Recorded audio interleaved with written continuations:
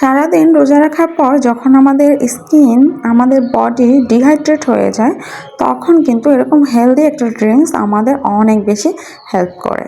এটা কিন্তু অনেক বেশি হেল্পফুল আমাদের স্কিনের ওয়াটার ব্যালেন্স ঠিক রাখার জন্য।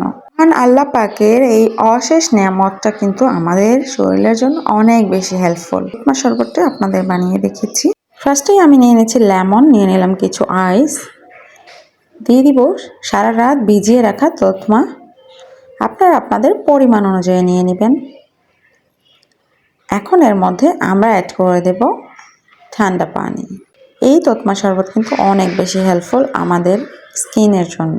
দিয়ে দিচ্ছি লেমন জুস, এতে করে তুতমার টেস্টটা অনেক বেড়ে যাবে, কারণ তুতমার নিজস্ব কোনো টেস্ট নেই। তার জন্য আমরা লেমন অ্যান্ড সুগার অ্যাড করে দিয়েছি। আমাদের শরবতটা কিন্তু একেবারেই রেডি।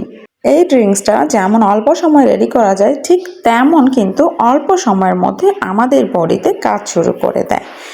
এটা কিন্তু আমাদের সারাদিন রোজা রাখার পর খাওয়াটা অনেক বেশি জরুরি। অবশ্যই আপনারা এইবার রমজানে একবার হলেও এই শরবতটা ট্রাই করে দেখবেন। এতক্ষণ যারা সঙ্গে ছিলেন তাদেরকে ধন্যবাদ জানিয়ে আজকের পর্ব এখানেই শেষ করছি।